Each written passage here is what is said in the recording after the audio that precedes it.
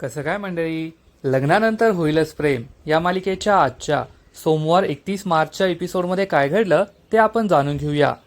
नंदिनी रम्याला म्हणते, रम्या तूच काव्याचं मंगळसूत्र लपून ठेवलं होतं ना. हे ऐकून रम्याच्या पायाखालची जमीनच सरकते आणि ती विचारते, हे काय बोलतेस तू? तर नंदिनी म्हणते, योग्य तेच बोलते. मला सत्य समजलंय. तूच काव्याचं मंगळसूत्र चोरलं आणि तुझ्या खोलीमध्ये लपून ठेवलं होतं. एक गोष्ट लक्षात ठेव, तू माझ्या बहिणीचा संसार मोडायला निघालीयस, पण मी ते होऊ देणार नाही. जरी काव्या ही नात्याने माझी मोठी जाऊ असली तरी ती माझी सख्खी लहान बहीण आहे, हे विसरू नको. काव्या ही बोलून दाखवते, परंतु मी नंदिनी आहे, मी करून दाखवते. मी सगळ्यांसमोर तुझं सत्य आणू शकले असते, तू काय केलं हे दाखवू शकले असते, परंतु मी ते केलं नाही. मी आज गप्प राहिले, याचा अर्थ मी नेहमी गप्प राहील. तुझं सत्य हे कोणालाही कळणार नाही असा गैरसमज बाळगू नको. त्यामुळे यानंतर काव्या आणि पार्थ यांचा संसार मोडण्याचा कोणताही प्रयत्न केला तर त्या दोघांनाही तू माझ्यासमोर असशील. मी तुला ते कधीच करू देणार नाही, हे लक्षात ठेव. हे सगळं ऐकून रम्या खूप चिडते, पण तिच्याकडे काहीही उत्तर नसतं आणि ती रागारागाने आपल्या रूममध्ये येते. तेथे आधीच वसू आत्या चिडलेली असते. ती रम्याला म्हणते, त्या नंदिनीला मंगळसूत्र सापडलं तरी कसं? आज ती काव्या चांगली हातात सापडली होती, सगळं नीट झालं असतं. पण जाऊ दे, पुढच्या वेळेस. त्यामुळे रम्या आणखीनच चिडते. ती हातातील तांब्या फेकून देते आणि म्हणते, त्या नंदिनीला मी सोडणार नाही. वसू आत्या विचारते, काय झालं एवढं रागवायला? रम्या सांगते, त्या नंदिनीला कळलं की मीच काव्याचं मंगळसूत्र चोरून लपवलं होतं. त्यामुळे तिने मला धमकी दिलीये की मी तुझं सत्य सगळ्यांना सांगेल. मी हे लग्न मोडू देणार नाही. पार्थ आणि काव्याचा संसार होणारच. वसू आत्याला जबर धक्काच बसतो.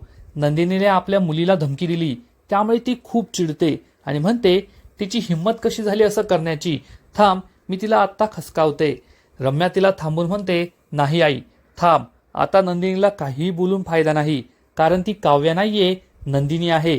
तिच्या स्वभावात जो शांतपणा आहे, त्यामुळे तिने घरातील सगळ्यांना जिंकून घेतलंय. सगळेजण तिचं ऐकतात. जीवासुद्धा तिच्या बाजूने झालाय.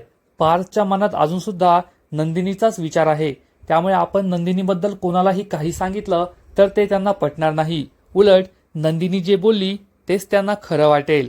कालपर्यंत जी मोहितींची मांजर होती, आता ती देशमुखांची वाघीण बनू पाहते. आज मी त्या नंदिनीमध्ये मोहितींची मुलगी नाही तर देशमुखांची सून पाहिली.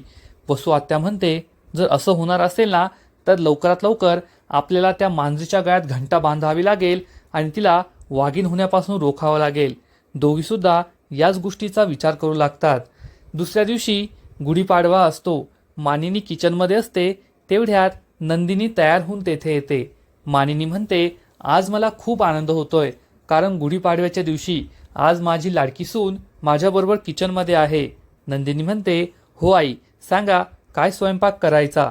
तेवढ्यात वसू आत्या तेथे येते आणि म्हणते, स्वयंपाक तर छानच व्हायला पाहिजे. मानिनी आणि नंदिनी या चांगला स्वयंपाक करायचा ठरवतात. श्रीखंड, पुरी भाजी, आमटी, वरण भात हे सगळं करायचं ठरवतात. तेवढ्यात काव्या तेथे येते. वसू आत्या म्हणते, परंतु श्रीखंड नंदिनीने नाही तर या काव्याने बनवायला हवं, कारण ती या घरची मोठी सून आहे ना. काव्या म्हणते, तुम्ही जर माझ्याशी नीट बोलणार असाल तर मी नक्की श्रीखंड बनवेल. वसू आत्या म्हणते, ठीक आहे, मी तुझ्याशी नीट बोलेल, पण तुला श्रीखंड बनवता तरी येतं का? तेव्हा मानिनी ही नंदिनीकडे इशाऱ्याने विचारते, तिला खरंच श्रीखंड बनवता येतं का? नंदिनी सांगते, हो, बनवता येतं. काव्या म्हणते, ठीक आहे, मी श्रीखंड बनवेल, मला काहीही प्रॉब्लेम नाहीये. यावरून या दोघींमध्ये चांगलंच वाकयुद्ध रंगतं. तेव्हा काव्या ही श्रीखंड बनवण्यासाठी तयार होते. पार्थ त्याच्या रूममध्ये तयार होत असतो. तेवढ्यात जीवा तेथे येतो. जीवाला पाहून पार्थला समजतच नाही की तो काय येथे आलाय. तो दरवाजा उघडतो. जीवा रूममध्ये येतो आणि म्हणतो, काय बोलायचंय तुला, बोल. तर पार्थ म्हणतो, मला काही नाही बोलायचंय, तुला माझ्याशी बोलायचं होतं ना, म्हणून तू येथे आलाय ना.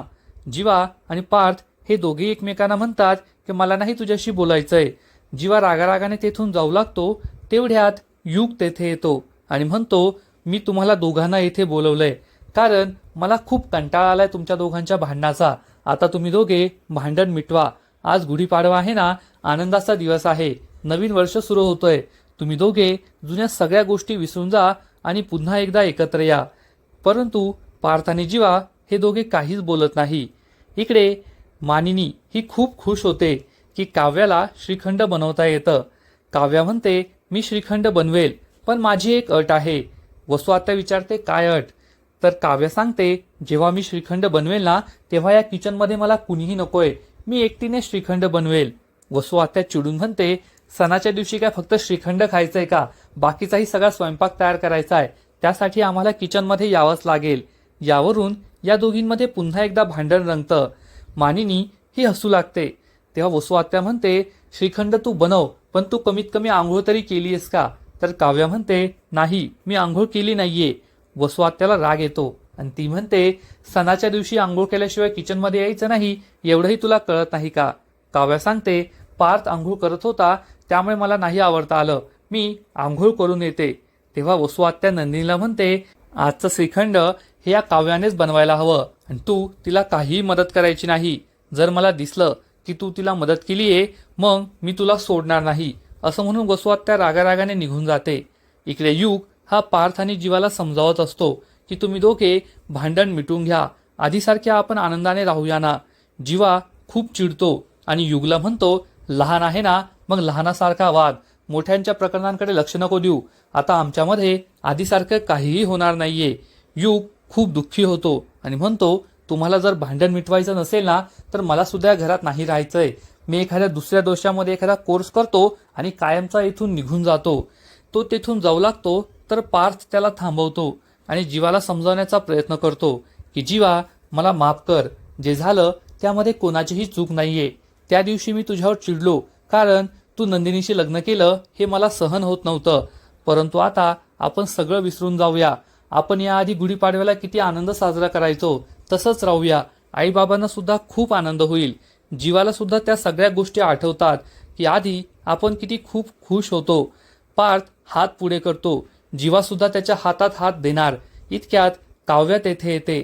काव्याला पाहून जीवा खूप चिडतो आणि पार्थच्या हातामध्ये हात देत नाही.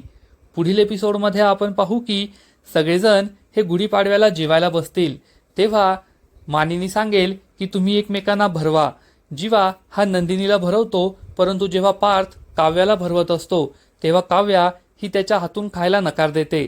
वसू आत्या चिडून म्हणते तुला जर नवऱ्याच्या हातून श्रीखंड खायचं नसेल ना मग तू लिंबाचा पाला खाल्लेलाच बरा. त्यामुळे रागारागाने काव्या ही लिंबाचा पाला खाईल, त्यामुळे तिला खूप त्रास होणार.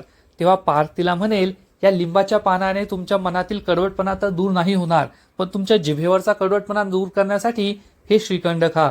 तेव्हा काव्या श्रीखंड खाईल, त्यामुळे पार्थला आनंद होईल. मग आता पुढे काय होणार हे तर कळेलच, परंतु तोपर्यंत लग्नानंतर होईलच प्रेम या मालिकेचे असेच नवीन नवीन अपडेट्स सर्वात आधी जाणून घेण्यासाठी व्हिडिओला लाईक करा, शेअर करा आणि चॅनलला सबस्क्राईब करायला विसरू नका. धन्यवाद. कसं काय मंडळी?